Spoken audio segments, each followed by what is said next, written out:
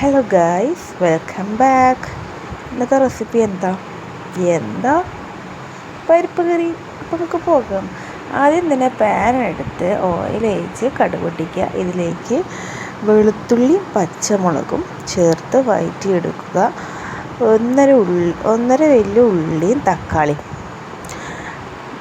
നന്നായിട്ട് മിക്സ് ചെയ്യുക. പിന്നെ ഇതിലേക്ക് പാകത്തിനുള്ള ഉപ്പും കൂടി ചേർത്തിട്ട് നന്നായിട്ട് വഴറ്റിയെടുക്കുക. അങ്ങനെ വഴറ്റി വന്ന് ഇതിലേക്ക് മുളക് പൊടി മഞ്ഞൾപ്പൊടി മാത്രം ചേർക്കുക. എന്നിട്ട് നന്നായിട്ട് മിക്സ് ചെയ്യുക. ഇങ്ങനെ ഇളക്കി കൊടുക്കുമ്പോൾ ഭയങ്കര ഡ്രൈ ആയിട്ട് വരും കേട്ടോ. അപ്പോൾ കുറച്ച് വെള്ളം ഒഴിക്കണ്ട, കാരണം റെഡി ആവില്ല. നമ്മൾ സാധാരണ വെള്ളം ഒഴിക്കുക, പരിപ്പ് ഒഴിക്കുക, വേവിച്ച പരിപ്പ്. ഞാൻ പരിപ്പ് വേവിച്ചത് കുറച്ചായി പോയിട്ടോ, കുറച്ചും കൂടി കൂടുതൽ വേണം. എൻ്റെ അമ്മയെ പരിപ്പ് വേവിച്ച്, അത് കാരണം വീട്ടിൽ എടുക്കാൻ പറ്റിയില്ല.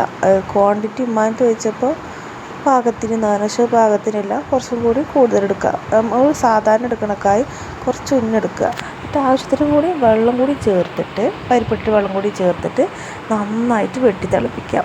അതിൻ്റെ അത് മിസ്സായി, വേപ്പിനെല്ലൊക്കെ ചേർത്തിക്കുന്നു മിസ്സായി. അപ്പോൾ അതാണ് പരിപ്പ് കറി. ഇനി നമുക്ക് ചോറെടുക്കുക, പരിപ്പ് കറി ഒഴിക്കുക, വീണ്ടും പരിപ്പ് കറി ഒഴിക്കുക. പിന്നെ നല്ല അടിപൊളി അയില പൊരിച്ചതും കൂട്ടിയിട്ട് ചോറ് കഴിക്കണം. ആദ്യം കുറച്ച് ചോറും പരിപ്പ് കറിയും കൂട്ടിയിട്ട് കഴിക്കുക. രസമുണ്ട്, കുഴപ്പമില്ല.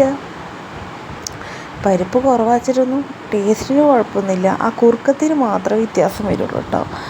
ഇനി കുറച്ച് അയിലയുടെ ഒരു കഷ്ണം കൂടി എടുത്തിട്ട് വീണ്ടും കഴിക്കുക. ഇത് കഴിച്ചുകൊണ്ടിരിക്കുമ്പോഴാണ് ഓർമ്മ വന്നത് കൈപ്പക്കുപ്പേരിയുള്ള കാര്യം. അപ്പോൾ ഈ കൈപ്പക്കുപ്പേരും പരിപ്പ് കറിയും അയില പൊരിച്ചതും കൂട്ടിയിട്ട് ഒരു ഉരുളം കണ്ട് കഴിച്ചു.